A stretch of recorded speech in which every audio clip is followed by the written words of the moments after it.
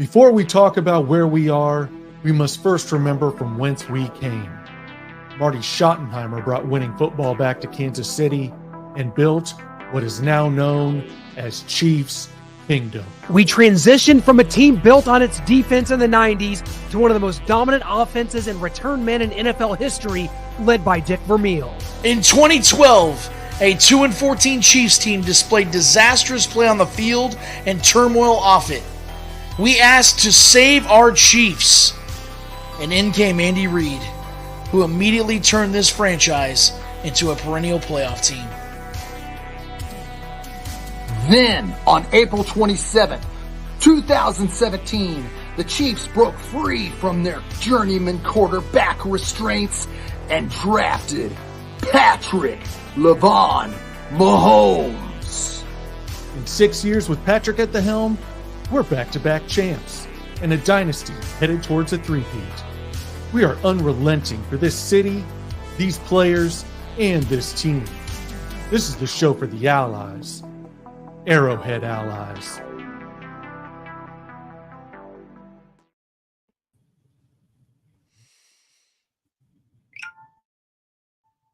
Hello! Welcome into Arrowhead Allies, everybody. I'm Noah Groniger alongside Clint Schweitzer, and you know our guys down there, Lance Twidwell and Shaggy Shane Williams. We have a special guest as we get into Chiefs and Bengals week. Please put your hands together and welcome former Cincinnati Bengal, Solomon Wilcots. Welcome to the show, my friend. How are you guys doing today? Solomon, I hope that wasn't too much Chiefs for you right off the top. That kind of hit you over the head, didn't it? Hey, I remember all those guys. You know, I came through there so many years covering the Chiefs when Marty Schottenheimer was there, when Dick Vermeil was there. I remember telling the people in Philadelphia when they let Andy Reid go, I said, you are going to rue the day that you said goodbye to Andy Reid. I said, he's going to make the Chiefs a winner. I thought that Alex Smith would have the best years of his career under Andy Reid, and he's the gift that keeps giving. Oh, well, Solomon, we it's great to have you again. We haven't seen you there since the combine where we were able to hang out a little bit with your pal Charlie Weiss as you guys were doing some stuff there for XM. It was great to see you. It's been a while, just a couple weeks after the Super Bowl, but here we are. And I got to ask you about the Cincinnati Bengals, as you, of course, host of the Believe in Bengals podcast and former Cincinnati Bengal, played in a Super Bowl. The Bengals, we just have to start looking at this as the Bengals being now under Joe Burrow, notoriously slow starters, 0-2 for the last two seasons, and now perhaps staring down the barrel of 0-2 again. What is the deal with these slow starts for the Bengals? And man, if you're trying to get the ship righted in week 2, this is a tough week to make that happen, especially if T. Higgins isn't able to play and just another kind of slow start to a season. Yeah, I think every year has kind of had its own story. You know, Joe Burrow, whether he's having an emergency appendectomy, then he had the calf injury that seems to have crept into Russell Wilson's world, right? We've seen this with other athletes. I remember when Kevin Durant had a calf injury that turned into an Achilles tendon injury. That's why you have to be very careful with that. I think the Bengals are fortunate. We can say, that Joe Burrow was lost midway point during the season last year with a wrist injury. Look, it didn't turn worse. The calf injury didn't turn into an Achilles tendon injury, and they were able to avoid that. And so this year, I just think it's really a byproduct of not having all the receivers at once. I think they ran into a really good New England Patriots secondary, to be honest with you, that they weren't quite prepared for. You had a touchdown to Mike Gesicki it was a touchdown, and then they took it back, and then the league said that, you know what, it should not have been overturned. It should have been a touchdown. So there are a lot of things that crept into that. The Bengals know they got to play better. And if they're going to win in Kansas City, they certainly have to begin to play better. You know, Solomon, first off, thanks you for coming back on our show. We're honored and blessed to have you. Definitely miss you on CBS with Ian Eagle and Kevin Harlan on game day. But let's talk about Sunday's game between the Patriots and the Bengals. You know, the Patriots came out and played Marty Schottenheimer football. I mean, I thought I was going back to 1992. I was texting Clint. I was saying the way they're running the football is it Harvey Williams or Christian Okoye. The Patriots slowed the game way down. And Ron Ron Stevenson had 25 carries for 120 yards. They just kept running it and running it and running it, going in time of possession. Do you think the Bengals are happy to face an offense like the Chiefs that they know since the Patriots came back and played 32-year-old football?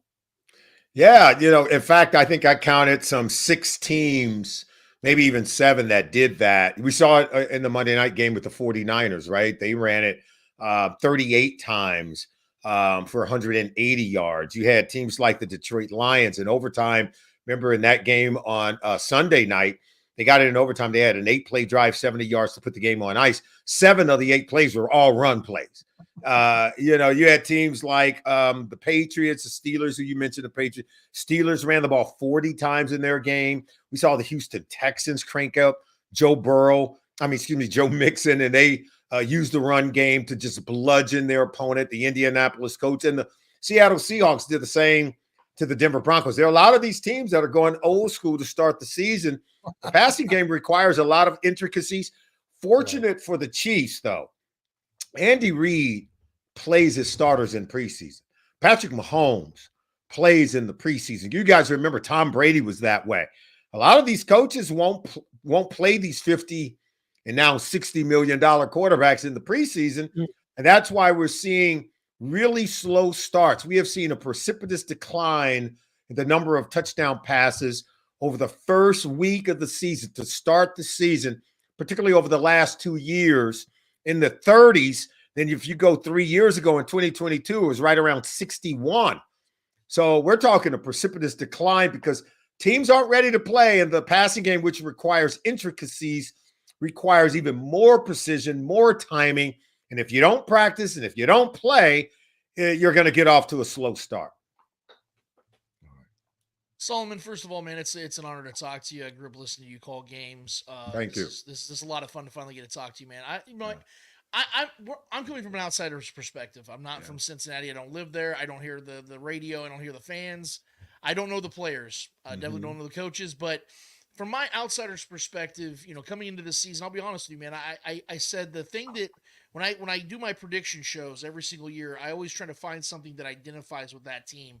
And the thing that I identified, again, from an outsider's perspective, was when it comes to the Bengals is bad vibes. I got bad vibes from this team before the season ever started. With the Jamar Chase thing, now, that happens with every team, but it felt a little different because of their 2 years left, and it felt like he was very much hell-bent on getting that money right now, and he still very much is. The T. Higgins situation, is he truly injured? I don't know. I don't want to question him, but, there's that question. Joe Burrow, how healthy is he really? That we see him, messing with the wrist throughout the Patriots game. Is that going to continue? We're seeing doctors all over Twitter talking about it, about how this is going to be a thing he deals with for the rest of his life. And then we see Zach Taylor just on the grill constantly, man, just getting turned over on the flames, man. This poor guy just constantly having to deal with this stuff. And I have to sit here and wonder, is this team really built for this right now? Because this is year 5, technically, of the Joe Burrow, Zach Taylor experience. And what that is we know that historically no team in the history of the NFL has won their first Super Bowl with their head coach and quarterback duo after year 5. So this is like that 1 year where they have like that true chance left to get it done. And I feel like there's so much pressure on this team because they knew in 2021 they had their shot, and they see the Chiefs continuing to ascend. Maybe they had their shot and they blew it. Where do you see this team going? I know it's so early in the season. It's such a disappointing loss to the Patriots, but I think this might actually be a symbol of what this team might be this season. Or am I overreacting? And again, just seeing from an outsider's perspective.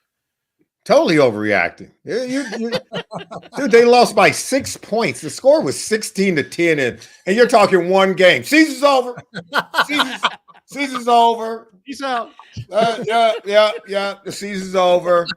Let's not even play them. And it's amazing how, people, we talk about how you feel, mojo. There's no way you can go by anything that's a gut feeling. Like, can't even trust your gut. You can't trust your emotions. How many girls have you dated in your life? You know what I'm saying? Yeah. You got the wrong crowd for that. That's right. If you could trust your gut or trust your emotions, you would have had the one, you still be with the one, and she still be. Now, the fact that you've had multiple selections in that area, I think that kind of kills that story, right? That you can't trust your gut. You cannot trust your gut. these games have to be played. All the guys that you even named are 25 or under. Yep. I mean, you're just getting started in this league at about 25 years old. You're literally just getting into the good years, into the good part of the fruit. So, no, look, there's no more pressure on them than there is the Dallas Cowboys, or then say the Cleveland Browns with Deshaun Watson, or Pittsburgh with their 2 quarterbacks, or Buffalo. pick any Buffalo. I mean, Buffalo has already been there. Bite of the apple. You're telling me it's over for them? No. As long as you guys know what it was like when you didn't have a quarterback. Yes, we do. Yes, we do. When you get that quarterback, I remember in 2021 when you guys lost to the Bengals, I tried to console Chiefs fans. Look, guys, you're not going to win it every year. Just know that you're gonna win some, you're gonna not win some. But don't be ready to like, oh, the sky's falling. You know, yeah. And I remember telling people that you'll be back. It's okay. But you just got to understand, Tom Brady had played 20 years in New England. He won 6. What do you think happened all the other 14 years, man? That's what you got to understand. Athletes, we know how to play the long game. And I can tell when I'm talking to fans or I'm talking to real seasoned people in the game, because they understand the long game. So but you kind of preface your question with, I don't know nothing. I just see this. I love the way you started that. I don't know nothing. Don't read nothing. Don't know nobody. But I'm going to throw this question out because it showed. It showed. It really did. But it's okay. You know, no, look, even if the Bengals go 0-2, like I've been around this league a long time to know that, look, you got to know when you have the goods, you have good players, you have good coaches. You know, anyone like Zach Taylor who can go head to head with all their players, like when both teams have their players, he and Andy Reid, look, man, he's got the goods. He's got the goods. He's been able to go head to head with Andy Reid and win. You know that, and I know that. That's why you threw out the question the way you did, because you know he the real deal. You would love to see him vanquished and fired, and never. Whoo! They fired Zach Taylor. Oh my God, thank you. But we're not helping you out. The Bengals aren't going to do that. Look, man, and you shouldn't. If you really like competition, you should want the Bengals at their best, not with Jake Browning. Right, absolutely. Not with some other guy coaching the team. I remember. Look, every time, because I was with Pat Mahomes Sr., like, look, I'm talking to people at the league office. These 2 quarterbacks, these 2 coaches, they're gonna play each other every year. And you know what? He was like, that's the way we like it. Wait, that's the way we like it. They should be playing each other every year because it's good for us. It's good for this league. So. No, we shouldn't be rooting for anyone to be vanquished and it's all here, sky's falling. Nope. Nope. They're a good football team. You're going to see them on Tuesday, and I don't think they're ready on top of their game because of, some of the delays, the hamstring, and then Jamar Chase, holding out. That's why September, nobody ever remembers September. They just don't. The league was smart to play, hey, Chiefs Baltimore early. Bengals, Chiefs early. Because by the time we get to January, these teams are different. You know that, guys. You know that. Sure. That's why it was smart to do that, because the league would love for them to all meet again in the playoffs, and the scenarios are going to change a little bit. Yeah. But look, I give the Chiefs a lot of credit. What Xavier Worthy gave them is what Tyreek Hill gave them. And that makes this Chiefs team different than the one we've seen the last 2 years. Absolutely. And Solomon, moving from vibes to execution on the field, I know a lot of people have questions with some decision making from Zach Taylor. The 4th down, they didn't really like the punt at the end of the game. Yeah. Zach Moss was averaging about 4.9 yards a carry, but he only got the ball 9 times. Then fumbles by Charlie Jones, Tanner Hudson. Talk about the execution on the field instead of the vibes off the field. Yeah, look, when you get look, I think the Bengals had like 46 plays compared to like 68. I think for the Patriots were killing it in time of possession. The Patriots had the ball for 34 minutes. I think the Bengals had it for almost 26 minutes. You're limiting your play call. You get a fumble. The punt return with Charlie Jones was not they didn't have good field position. So when you're sort of behind the sticks and you get these fumbles and these weird moments that kind of take you out of it, the officials, they called it a touchdown on the field. Then they went to the review. They said it wasn't a touchdown, but that ball never hit the ground. And the league on Monday said, you know what? They should not have reversed it. It should have hit a touchdown. It throws play callers behind. You're out of your element. This offense never really found its rhythm because the defense couldn't get off the field at times with the run game dominating time of possession. But the Bengals have to make their own mojo, right? And then with 2:30 left in the game on their own 15-yard line, 4th and 5, when you can't get any rhythm within this offense, and as a play caller, you can tell there's no rhythm. What you're hoping to do is try to win some field advantage. You're on your 15-yard line. Yeah. And you think you're going to go 85 yards in 2:30 or somewhere thereabout? No. If you punt it, there was a little more time left in clock. If you punt it and go and pitch a 3 and out, now you get the ball. You're going to get better field position. That's what I think Zach was thinking. I would not have put my defense back out there. You haven't stopped them all day from running the ball. Yeah. What makes you think you're going to get a 3 and out now? Okay, so no, this 4th and 5, you're either going to live and die on this play, and that's what you pay the quarterback for. That's what you pay all those offensive linemen for. That's what you pay Zach Moss for. So, no, I would not have punted it, but that's me. Mm-hmm. Solomon, I want to talk a little bit about broadcasting, shift gears a little bit. Shane mentioned the great work that you did on CBS, whether it be with Ian Eagle or Kevin Harlan. And I just want to ask you about the state of broadcasting in general right now in the National Football League. It seems like it doesn't quite have an identity. And now we've got Tom Brady coming in as a color guy. And the week 1 reviews were a little mixed, I guess we could say. And just around the league, you demote a guy like Greg Olson, who I think was really coming on. And so there's some upheaval there. We got some flip-flopping going on. Now you got Aikman to Monday Night Football. We know what the Thursday night broadcast is. I don't think Kirk Herbstreit's like his heart is completely in it. Just as a whole, just kind of talk about the state of broadcasting right now. And it just doesn't seem, it seems like it's kind of looking for an identity right now. Yeah, look, this thing from what I've learned in my, I worked for 20 years at the national level, and even longer than that, doing games internationally over in London, working for Sky Sports. And what I've learned, and I was totally, I didn't see it coming, is that it's got nothing to do with merit. It's got nothing to do with talent and ability. I'm just, the network people have very little understanding. There are some good people in network broadcasting. There's some very good people, but there are a lot of people who sort of absconded this industry in a way that they've turned any, say, weekly show on the network into a game show. It's all game show driven.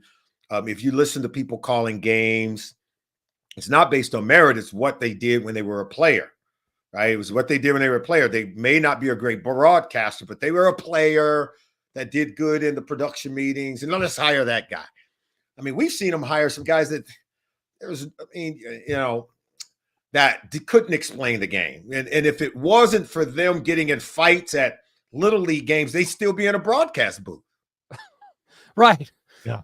I mean, that was, to me, it's almost a smack at the people who can do it well, that has respect for the game, understand the history of the game, understand the nuance and explaining technically the game, but still making it fun, informative, but entertaining as well. There are some of us who understood the art form, but we work for people who don't care about an art form. They just care about getting a quarterback who won a Super Bowl.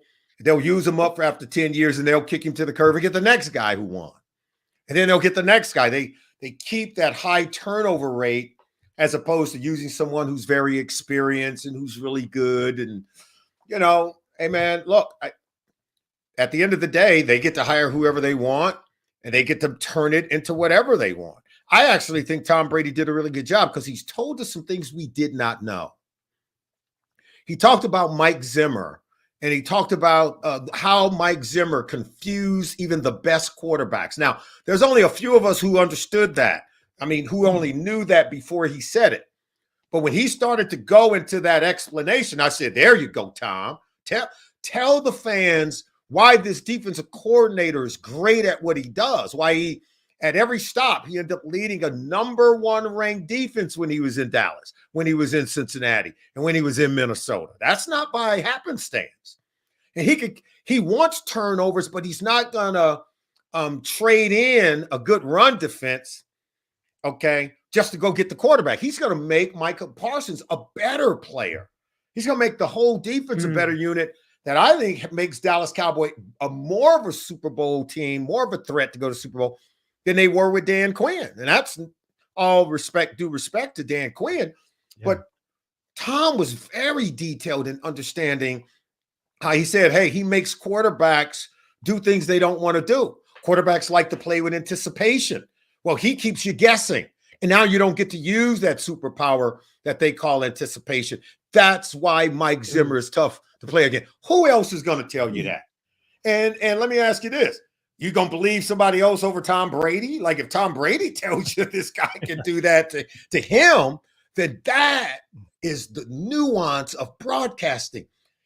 This is like coming from the burning bush on Mount Sinai. That's Tom Brady telling you that. It's not some schlep quarterback saying it. And so for anybody who calls himself a critic and wanted to go at Tom Brady, he didn't do this, he didn't do, you don't know what you're talking about. I'm sorry. There are people who write about people who teach the game and they don't know the game. How can you critique someone who's teaching the game? Because that's what we are as broadcasters, particularly in game. We're teaching the game. We're teaching what just happened. We're teaching what's about to happen. We're teaching the schemes that they use to manufacture plays, right? The division of labor. Who's going to get the ball and at what time inside the red zone, short yardage, goal line. Tom Brady is very good. Now, he's a neophyte broadcaster, but he can learn those things. What he does, like Malcolm Gladwell say, he has his 10,000 hours in football.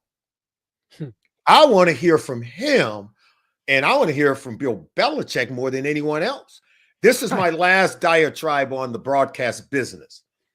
Because I said this when Coach Belichick didn't get another job and he's going to be in the cycle, and they talked about the network's going to hire him.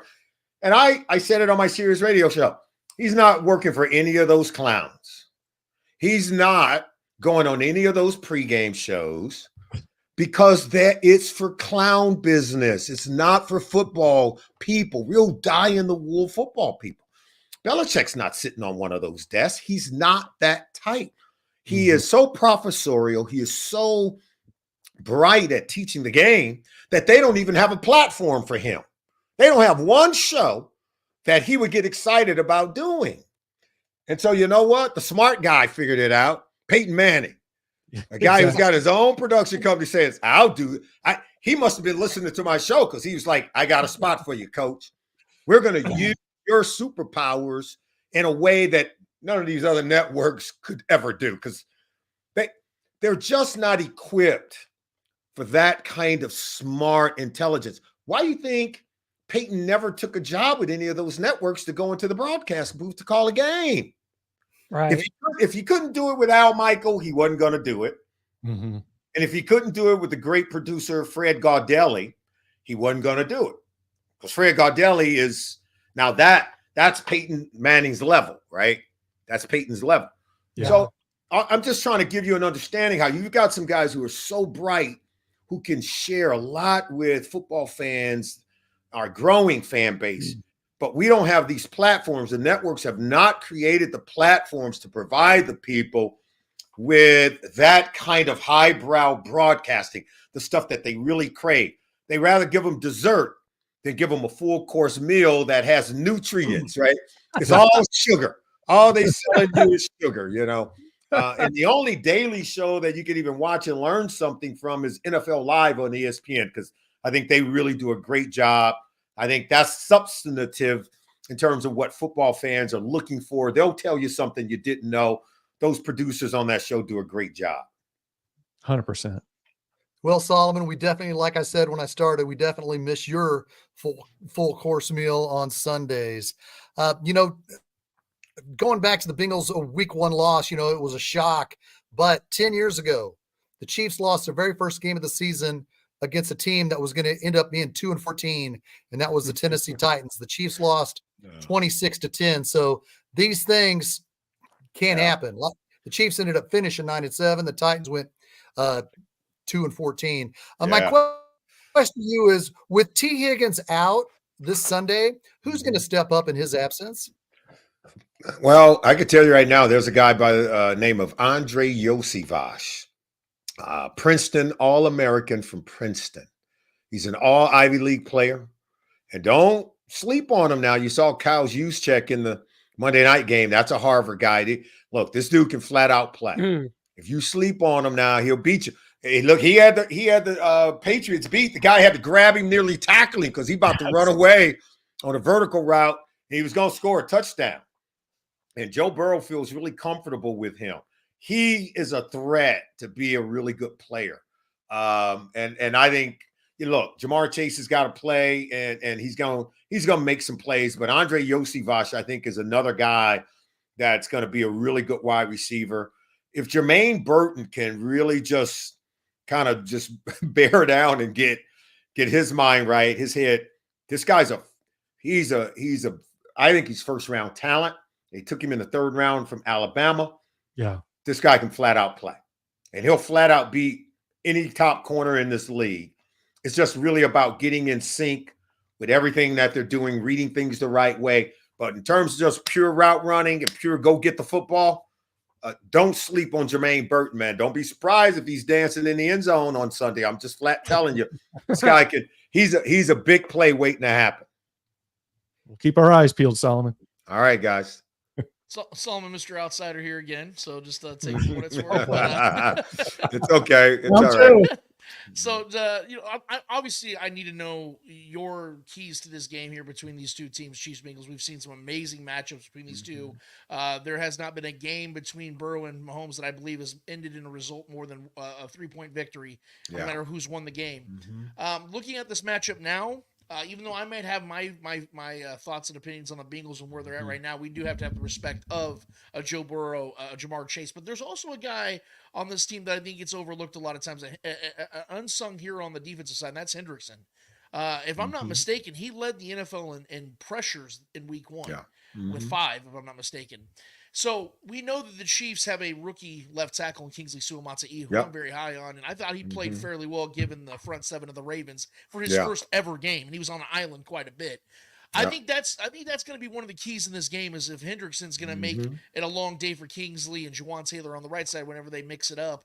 But I also think another side of it for the Bengals is making the Chiefs play the long game with offense, because we saw in this Ravens game, the way the Chiefs beat them was obviously when they would have the empty sets and they make an explosive play with Xavier Worthy, things like that. They did the trick play, and then obviously the down play on busted coverage. I think that's the way the Bengals win this game, but that's just my perspective. More importantly, I want to hear your keys to this game and how the Bengals win this game and how the Chiefs win this game. Yeah, I think the goal for both teams is trying to find a pathway to victory, right? And that's why you see teams kind of have a scripted play. It's kind of really to feel each other out. Clearly, the Kansas City Chiefs over the last couple of years have been playing that more methodical, I don't want to say dink and dunk, but, they know that this wasn't going to be a 2-play drive and get out of here, or explosive plays. Now that they have Xavier Worthy, they know that they have that as part of their game. That's the way they want to play. That's the way Pat Mahomes want to go deep, man. If he could go deep on every single play, he would.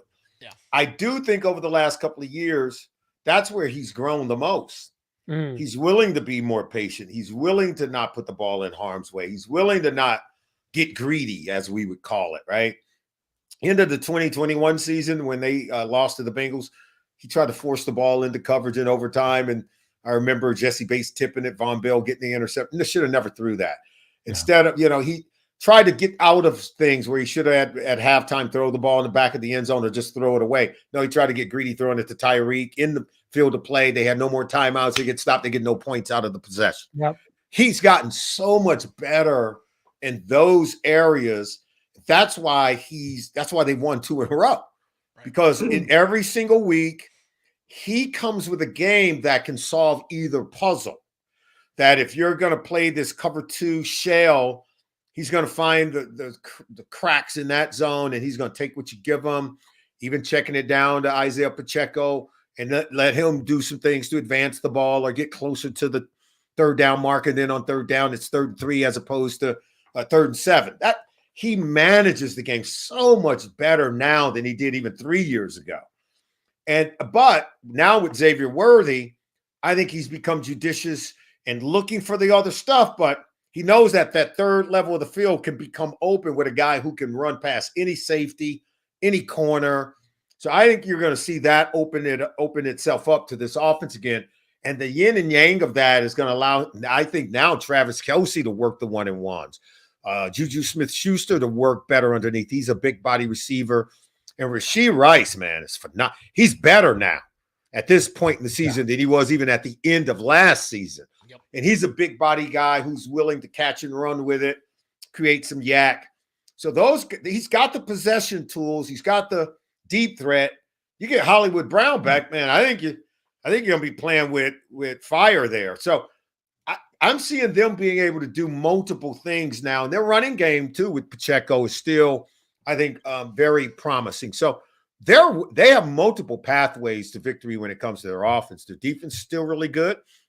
We all know Chris Jones can play anywhere along that line, and they can set him up for success to get to beat any one of the offensive linemen he has to beat. That's I think Spags uses him so well in that way because he's your best pass rusher, but he's also that dual threat guy that can rush from the inside and can rush from the edge. You don't see a lot of those guys in this league. He's one of the unicorns, that can do that. And then on the back end, the coverage stuff, I thought Nick Bolton was a liability in coverage, to be honest, week one. Yes. And I love Nick Bolton, but Willie Gay, where are you? Right. And so I think that stuff stands out on tape. So if I'm the Bengals, you want to figure out how they're going to win. Once they put that tape on, they're going to say, oh, the Bengals have so many players that they can go to. The Tanner Hudson kid's a good player. He's just got to stop playing Harlem Globetrotter with the ball as he's going across the goal line. They've got multiple tight ends. Gesicki, they've got Tanner. They've got multiple wide receivers, even without T. Higgins, to be honest with you guys. And then they got this kid, Chase Brown, who's like an Austin Eckler coming out of the backfield. He gives them juice. And if he gets matched up against a linebacker, it's 88 and out the gate. So this is going to be a fun game because I love the way these two teams match up. We tend to get a little more fireworks. They do. I'm not saying it's going to be in the 40s or even in the 30s. They tend to play into the high 20s because they match up so well. And both quarterbacks are such great competitors. It's going to be a fun game. But both teams offensively have multiple ways of attacking one another. That's what makes it more of a chess match than just playing straight checkers. Absolutely. And Solomon, before we let you go here, I got two quick ones for you, one NFL, one college. First, I wanted to get your thoughts on the Patrick Mahomes behind the back pass we saw in preseason. And then if you can talk about your alma mater, Colorado, and where they are and where they're going after that loss to Mahomes' doppelganger, Dylan Raiola in Nebraska. Yeah. Look, the thing that I always say about Patrick Mahomes, I think his dad was right. I don't know if you ever seen that videotape where his dad comes up to him after the game and say, "I've never seen anyone like you." Exactly. And look, now his dad has seen some great players. And I used to cover Major League Baseball, and his dad has been around guys like Eric Davis, Derek Jeter, A-Rod. Man, his dad downplays the path that he traveled, to be honest with you. But when he said that to Patrick, he lived, that was a true, honest emotion. Like, where'd you come from? I never seen, like, that's his father saying that. Never seen anyone like you, man. Because rarely do you see a guy with the talent, with the work ethic. And there you go with the picture. I see it. And then the humility I think his humility is amazing for his talent quotient. And then the humility, that's what allows him to continue to get better. And he's paired with the absolute best coach if we had a son who was a unique prodigy and a unique talent, you would want Andy Reid to coach him because that guy, it takes the edge off. He keeps it fun for these players. He keeps it fun for Patrick. He's still demanding that Patrick pay attention to the footwork, pay attention to all the details, the little things, the winning is important and all that. But if you watch the dynasty, who would you rather play for? And I love Bill Belichick. That's my guy. Who would you rather play for, Belichick or Andy Reid? Everybody Andy. putting their hand up. That dude makes it fun to come to work. He is such a unique. I love Andy Reid personally. That's just me as a person. Because I've been around him. I've been in meetings. I know how he treats people. You cannot have a better man, better person to work for. And then to think that, Patrick, with all that great talent, he drew the long straw on a coach, man. He got the right guy. And so those two things together, the run's gonna continue. Well, he's won 3 of the last 5. I think he's gonna continue to add to that. If he three-peats, I've told people he's already on the Mount Rushmore thing. So that's just kind of where we're at. Hey, look, it's hard to transition from Patrick Mahomes to University of Colorado football right now because we just lost to Nebraska, and they are a number 1 rivalry. But look, here's what I'm going to tell you about Coach Prime. He cares. He cares about his players. He cares about the program. He cares about winning. And in 1 year, you know what he did? And you guys got to understand there are 2 scorecards in sports, particularly in college sports today. There's the cash register. There, you got to win. You got to pour money into these universities. You've got to be a kind of person that's a magnet that can bring in resources. These universities need leaders who can galvanize not just the community and the fan and the rah-rah stuff, the money, get people to write checks. Every single one of these universities are more greedy than any of us all combined. That's why they hop from one conference to another. And we always want to knock the kids and NIL and everything. Coaches do it too. They jump from one job to another, right? The schools jump from one conference to another. Why do you think they jump from one conference to another? There's only one reason. Money. So coaches, these coaches have to drive revenue, guys. They got to win, but they also have to drive revenue.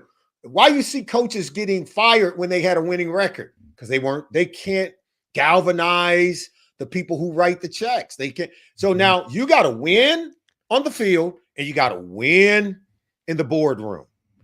Dion he's won in the boardroom. Now he's got to win on the field. But I am telling you, you got to pay attention to that in college sports right now because it's become more important than ever. It's not my rule just because I'm explaining it. I would not prefer this, but this is the reality of college football as we know it today and moving into the future. Absolutely. We've had many conversations with your guy, Tim Brando, on this very subject. Solomon, you know how he feels about it all. Thanks so much for coming on, man. To be able to set our sights on this matchup here this Sunday, this early in the NFL season, we're ready to do it. And can't wait to see what happens the rest of the way. Solomon, you're the best. Thanks so much for joining us. I want to make sure we remind everyone, check out Solomon on the Believe in Bengals, Solomon Wilcots podcast, and also his great work on Sirius XM Radio, as we learn every year. Now, the real question before we kick you loose, how much composure are Chiefs fans going to need before this one? Oh, man, you need to take the whole bottle. Okay, well, there you go. You need to take the whole bottle because Cincinnati Bengals, the Bengals are coming to town, and I've already sent out the word. None of that barrelhead stuff. We got to be more classy than that. You guys have earned the right to be respected at a much higher level. What we need to do is just come in there, shut our mouth, put our head down, and play ball. Words can't do it. Action speaks louder than words. And we just got to come in there, do what we do, and get on out of there and just keep playing. Because guess what? Something tells me, despite whatever happens on Sunday, these two teams are going to see one another again. Hey, great stuff, Solomon. Cannot agree more. Thanks a lot, and take her easy. Enjoy the game on Sunday. All right. All the best to you guys. Take care. Thanks, Solomon. There he is, our guy, Solomon Wilcots, formerly of CBS Sports, an era gone that I miss dearly. That era of broadcasting, him and Ian Eagle, he and Kevin Harlan, and Solomon becoming a good friend of ours as we've seen him now at several Super Bowls. He was pitching a product a couple years ago, guys. He talked about how he was trying to talk some Chiefs people off the ledge. Well, he was talking about Noah and I 3 years ago in LA as the Cincinnati Bengals are ready to play the Los Angeles Rams in the Super Bowl. And he had to kick us some composure, a product he was pitching. Noah almost OD'd on it there, and I needed a lot. I never got any because of that.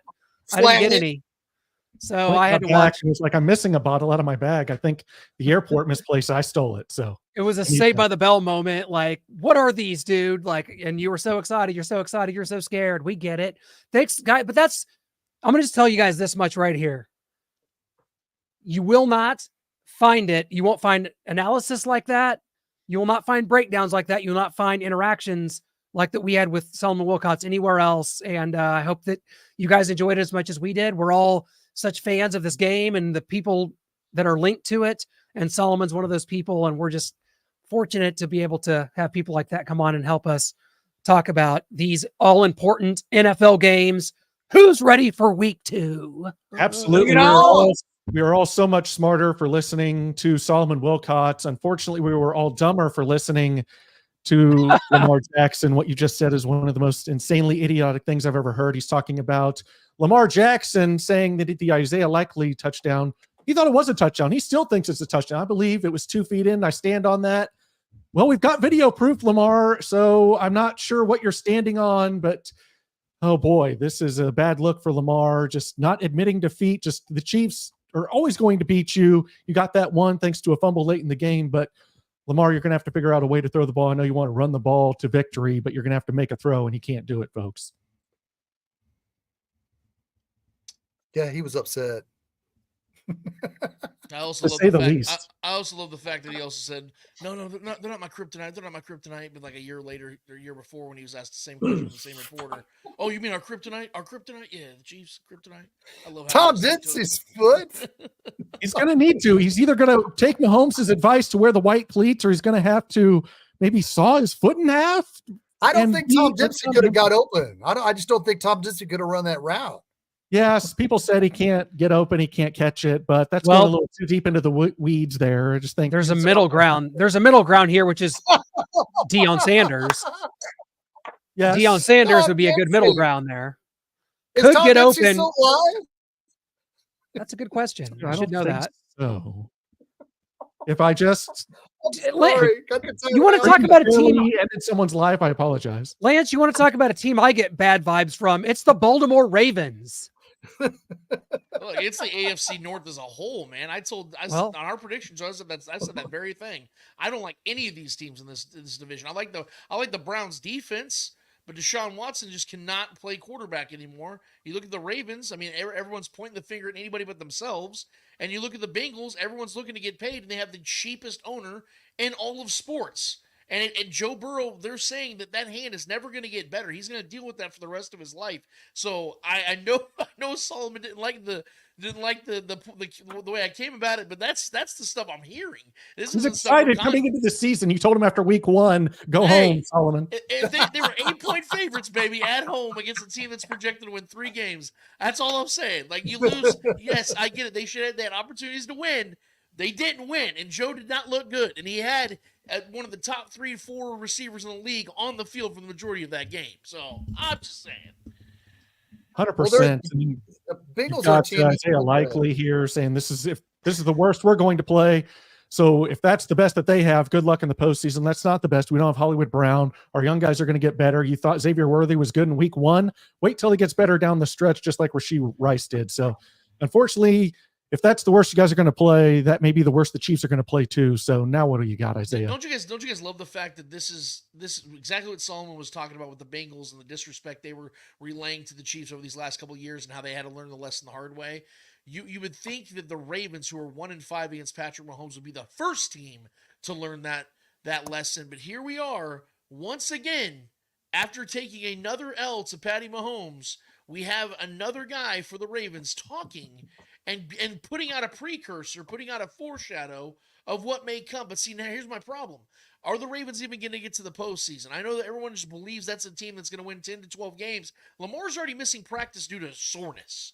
And he's played 1 game so far. I can see how. I mean, my goodness. Yeah, so is it sustainable? Is the way that they're going to play? And I put this tweet out there, not to dive too far into it, but guys, if you're looking at the AFC structure right now for years to come, we're looking at an AFC where Patrick Mahomes might get very lonely at the top very quickly for years to come because Lamar's game isn't sustainable. Josh Allen's already getting hurt. Joe Burrow's got hand injuries. Unless C.J. Stroud and Anthony Richardson turn into the superstar players that they look like they could become, this could be the Chiefs AFC for the next 8 to 10 years, guys. Good point. Good point. I see where that is. And like, there's going to be teams. We know how this works. We see, Jim Harbaugh's debut down in Los Angeles. I'd say a pretty solid B+ for them and what that duo could be with he and Justin Herbert. So there's, we're in an era where like you're looking at someone like Trevor Lawrence as a complete afterthought. And this was supposed to be, this is the next big thing. We think, how many teams are settled at the quarterback position that believe they've drafted their guy? And now you got to look around and be like, this guy that we drafted, is this going to be good enough?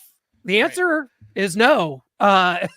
And the until majority of further those guys notice. you're talking about, the majority of those guys you're talking about were not only drafted by these teams with the hopes of them becoming the guy, but most of these teams leaned into it and paid these guys long term. So we're looking at the next 3 to 5 years at least. Like Deshaun Watson, he ain't going anywhere for 3 years. Trevor Lawrence, at least 3 years. You're talking about, go down the list of all the teams that you think for the next 3 years could contend. They're all their quarterbacks are paid except C.J. Stroud, and he's only played one playoff game and he got smoked. So that's all I'm saying. I like C.J. I think he's got it. I think this dude's the truth, but we have yet to see him win a playoff game yet. So we can't jump ahead. They did beat the Browns, right? They beat the Browns. I'm sorry, yes, they did. Yeah. They did beat Joe Flacco and the Browns. I apologize, but they got smoked against the Ravens in a game where that was actually you're facing a quarterback at your level. You know what I mean? Where you're facing another top tier dude, and you got smoked. Now I'm not putting that on CJ. They were a year ahead, if we're being honest. Right? Oh yeah, Texas to be there. Sure. So my point is, you look at all the other quarterbacks around outside of CJ and potentially Anthony Richardson, my guy.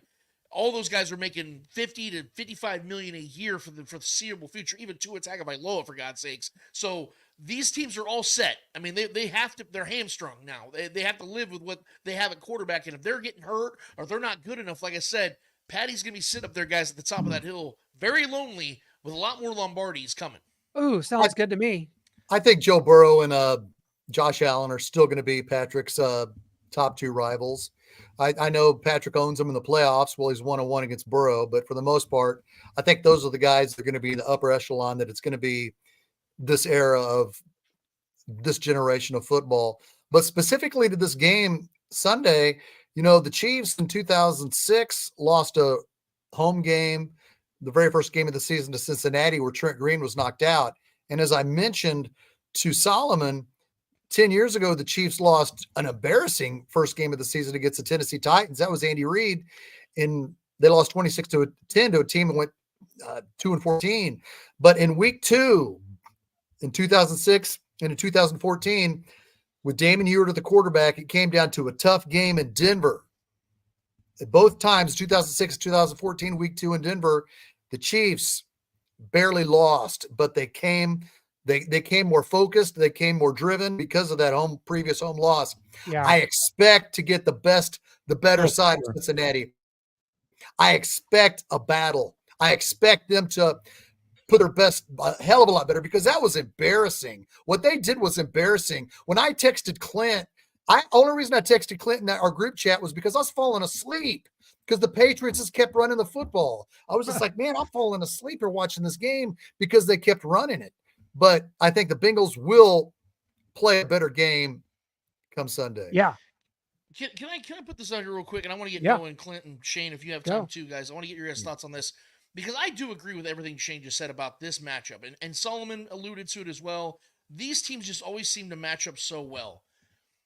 And we know that the Bengals are going to bring it. We know that. This is their Super Bowl. This is what it is.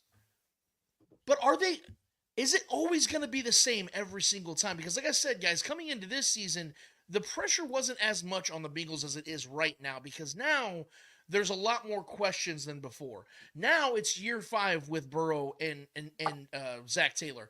Now you have T. Higgins already hurt before the season begins. You don't have Joe Mixon anymore, who's lighting it up in Houston already. There's a lot more questions. Hendrickson, who's balling, wanted out just a couple of months ago. So Bad vibes is a real thing to me, man. I think that does echo in the locker room. And I wonder, because I look at this Ravens game, we had our predictions last week, and we were sitting here talking, and our intern Alex and I were agreeing on this about how I thought the Chiefs were going to blow the doors off the Ravens. And you saw, had the Chiefs executed on a couple drops, they would have blown the doors off the Ravens, even though the Ravens put up a hell of a fight. The Ravens were fighting. You could tell they were not giving up the whole game, both defensively and offensively. But it just felt like the Chiefs were just on another level.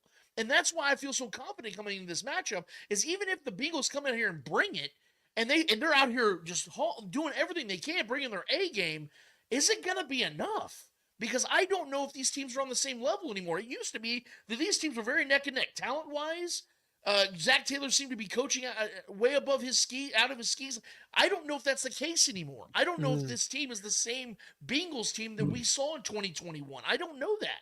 Because the only impression I have, and first impressions are everything, is them taking an L to a rookie head coach with Jacoby Brissett as his quarterback. That's all I've seen. So at home, by the way, I might add. So there's an execution flaw. There's a problem with this team that I think goes deeper than the surface level. And them coming into Kansas City, sure, I do expect them to be focused. But will they have enough, is my question, to come in here and beat the Chiefs? I don't think they do. I think they do. I mean, we see what Jamar Chase can do, and I don't think that it's just going to be strictly Trent McDuffie on him, locking him down. I think they trust their guys, whether it's Jalen Watson or somehow he's in the slot or on a different side, and Joshua Williams comes in, it's him. I think that they can do something there. They showed that they could run the ball with Zach Moss last week against a really stout Patriots defensive line in front seven, but they just went away from it, and they only gave him 9 carries. He had almost 5 yards a clip. And like he said, I think they have some other pieces there, whether it be tight end, but the 2 fumbles really killed the Patriots. I think them overlooking the Patriots, looking ahead to the Chiefs. I think the rust knocking off, I think there's part of that in week 1. I think some bad decisions by Zach Taylor, bad call in the end zone on the Mike Gesicki touchdown that they took away that they shouldn't have. So I think they can stay in this game. I think they're going to put up more than 10 points this week. I think the Patriots have a really good defense. I think they played to their strengths, which is running the ball and keeping Joe Burrow and the Bengals offense off the field as much as they could. And unfortunately, the Chiefs may have made the wrong decision at punter, and the Bengals might have the best punter in football, maybe in football history. Ryan Reckow, who they had, is leading the league, averaging 64.5 yards a punt, as long of 80. Now, Clint and I were talking before the show about this, and well, Matt Araiza can't have an 80-yard punt because he's not backed up so far on 4th down to even kick the ball 80 yards. Like it'd be like out of the stadium if he did that when the Chiefs punt at the 50 or whatever. So, but he still did have 258 yards, a net of 52 yards. So the kick coverage team is a part of this too. They're doing a good job for the Bengals. But I don't think that's what the Bengals are wanting to brag about here on Tuesday, that, hey, we've got a really good punter. We punt a lot and we down the ball. We've got a good net average there. If you see it, we got a long of 80. Don't talk about the offense or the defense or losing to the Patriots, but this punter guy. But did we make the wrong decision here? Just real quickly. I don't want a long conversation about this. I don't think so. I don't either. It's one game. He was here in the offseason. Yeah. He was fighting it out with Matt Araiza. And we chose Matt Araiza and let him go, and the Bengals have the best punter in medical history after one game. I just think we had an awkward first date with Matt Araiza. I think that he was too amped up. That foot, and he was kicking the living hell out of the football, dude. Like it looked like he was trying to kick it out of the damn stadium. I think he was just too amped up and excited. It was his first real game, man. You know, I think that he was just amped and juiced, knowing he's playing for the back-to-back Super Bowl champs. There was a lot in his mind. There was a lot riding on that game. I think he's going to calm down. You're going to start seeing him spotting that ball. He's too good.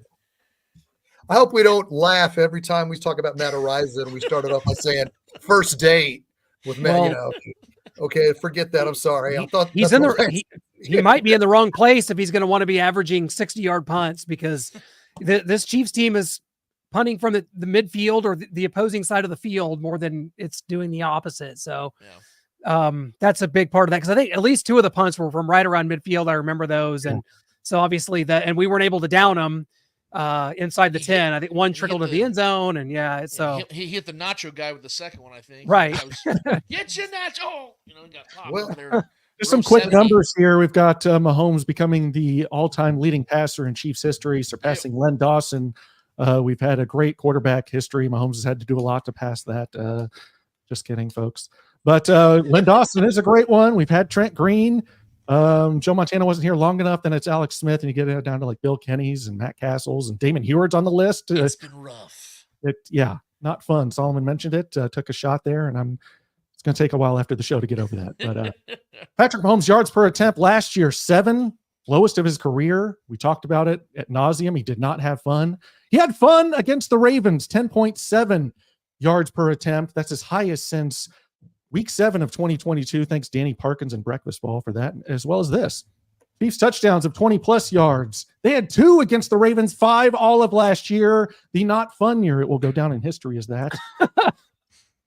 And so what do we make of these numbers? Is this a one-game thing? Is this going to be something we see all season long? We're going to blow those 2023 numbers out of the water? Damn it, no, guys. I keep hearing everybody, and they said, Collinsworth kept saying it, you're looking at a team here now that finally has the speed to play the Mahomes style. No, guys, no, that's not true at all. What we're seeing is a team that has speed and hands. So that's why Patrick Mahomes is starting to unleash the ball downfield more, as he knows these guys are going to catch the ball. We're seeing the trust already in Xavier Worthy that was never there with Sky Moore, that was never there with Kadarius Toney. It's already established. And wait till Hollywood Brown gets here. We saw all training camp and all preseason, he was the guy that Patrick was targeting the most. So I can't wait to see what happens when this offense has that bad boy in the mix, because Rashi's already killing it. Travis Kelce took the night off. They didn't even need him. And you know he's going to get his numbers. So this offense is back to where it needed to be, guys. The only reason, like I said, last season was any different, it wasn't because they didn't have blinding speed. MVS is a galloper. Sky Moore's got speed. Kadarius Toney's got speed. They had guys that can run. They just had guys that had paper plates for hands, like I've always said. Now they have dudes with reliability. They went and got back Juju. Rashi's worked on his hands. Xavier Worthy clearly knows how to catch the football. They have pros out there now. That's the difference, man. And so now Patrick feels confident and he can start unleashing the ball. And now this offense is going to go right back to where it was, man. I cannot wait. Super Devil Juice. Yeah. Go ahead. I want to prove Super Devil Juice wrong. Clint, go ahead. I have a question for you, Super Devil Juice. Now, from the second round pick that we made in the 2022 draft, which was Sky Moore. No, there's no drama with that second round pick, who, yes, is still on the roster, believe it or not. No, there's no drama. Now, so George Pickens had, 6 for 85, and he had like a 60-yard touchdown or catch called back from a phantom offensive pass. No, there's no drama with Sky Moore, Super Devil Juice, because he's not on the field, and he's not going to be on the field all year long if this receiving core stays healthy. And you want to try to compare that? Give me a little drama. Give me something other than, but you know what, guys? Maybe what Lance is talking about has come to fruition. The fact that Mecole Hardman and Sky Moore are no longer needed in this offense says a lot about this offseason, about what this offense is going to be from here to come.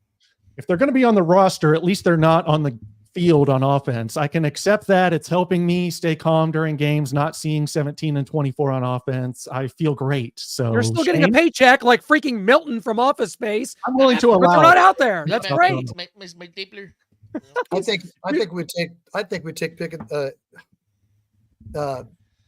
in a heartbeat. So yeah, I don't know about drama, man. We got enough drama. Rashee Rice is drama, but guess what? He's our number 1 wide receiver. Like what Lance talked about Saturday morning on the Spoken. Rashee Rice is no longer a number 2 wide receiver. He's number 1. You know why? Because that safety, they're all worried about doubling up on Kelce, rightfully so. And meanwhile, Rashee Rice is just hitting those slants right across the middle, one-on-one. Rashee Rice is beating those guys one-on-one over the middle. Does Rashee Rice have off the field drama? Yeah, but we're going to ride that out this season and worry about that next season. Exactly. But for drama, I feel like we got a whole plethora of drama at wide receiver. But I'll take it. More. Yes. Yes. We got 2 number 5s that I'm guessing both are going to be out. It definitely sounds like T's going to be out. They're teasing Hollywood Brown, but I don't think he plays. I think they play it safe and hold him out another game. He's coming back from his sternoclavicular injury. Clint had trouble saying it last week, and now it's my turn.